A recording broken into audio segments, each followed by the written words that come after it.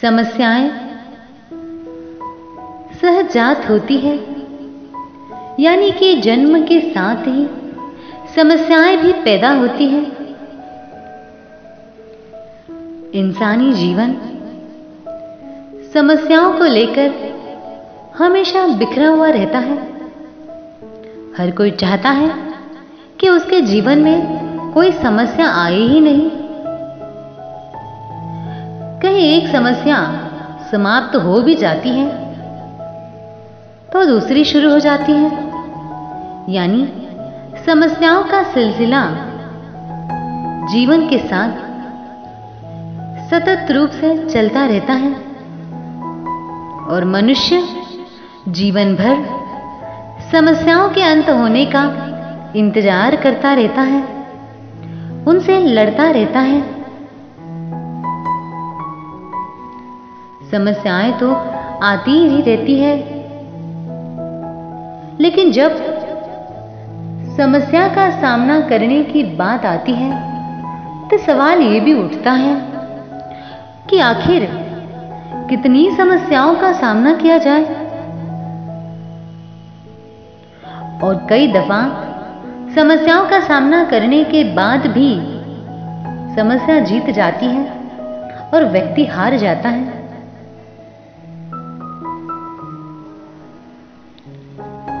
इन समस्याओं को जीवन का एक हिस्सा मानकर उनके साथ साथ चलना ही सही अर्थों में जीवन है। अगर सब कुछ सहज रूप में मिल जाए तो फिर मनुष्य को जीवन में कुछ करना ही ना पड़े, और जब कुछ करना ही ना पड़े तो फिर जीवन का कोई उद्देश्य नहीं रह जाता। दरअसल समस्याएं ही जीवन की दिशा और दशा तय करती हैं। एक व्यक्ति निजी व्यवसाय करता था। हर किसी समय में वो किसी न किसी समस्या से परेशान रहता था। एक बार शहर से कुछ दूर पर एक महात्मा का काफिला रुका। शहर में चारों ओर उनकी काफी चर्चा थी। बहुत से लोग अपनी समस्या लेकर उनके पास पहुंचने लगे। उस आदमी ने भी महात्मा के दर्शन करने का निश्चय किया। छुट्टी के दिन समय निकालकर महात्मा के पास पहुंचा। बहुत लंबा इंतजार करने के बाद उसका नंबर आया। वह महात्मा से बोला, महात्मा जी, मैंने अपने जीवन में बहुत सी समस्याओं को पार किया है और अभी भी बहुत सी समस्याओं से जूझ रहा हूं। हर समय ये समस्याएं मुझे घेरे रहती हैं। कभी ऑफिस की टेंशन रहती है, कभी घर पर कभी अनहोनी हो जाती है और कभी अपनी सेहत को लेकर परेशान रहता हूं। कोई ऐसा उपाय बताइए कि मेरे जीवन से सभी समस्याएं खत्म हो जाए और मैं चैन से जी सकूं। महात्मा मुस्कुराए और बोले, अब रात हो गई है, अब समय नहीं है। मैं तुम्हारे प्रश्न का उत्तर कल सुबह दूंगा। लेकिन क्या तब तक तुम मेरा एक छोटा सा काम करोगे? उसने कहा, जरूर। महात्मा बोले कि यहां आगे कुछ ही दूर पर 100 ऊंट है। मैं चाहता हूं कि आज रात तुम इनका ख्याल रखो।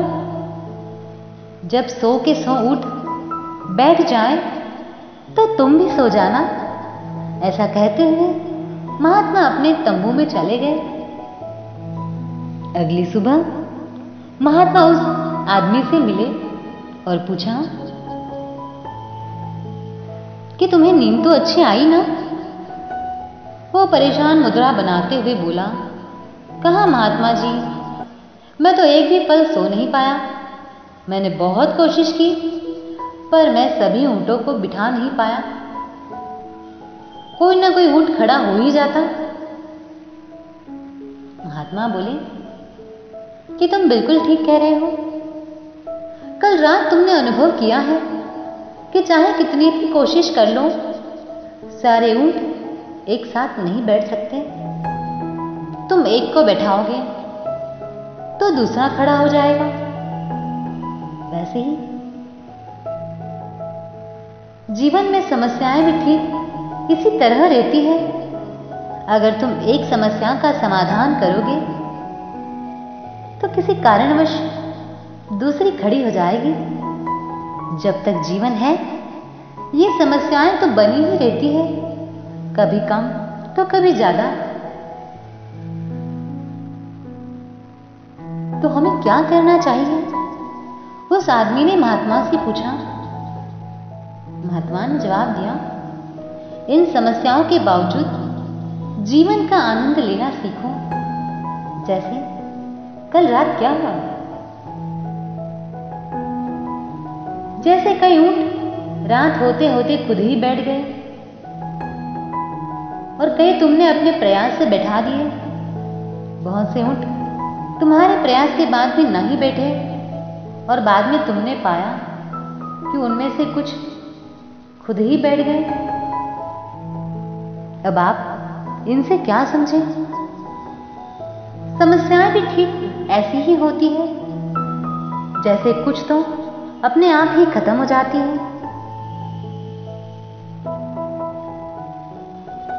कुछ को आप अपने प्रयास से हल कर लेते हैं और कुछ आपकी बहुत कोशिश करने पर भी हल नहीं हो पाती।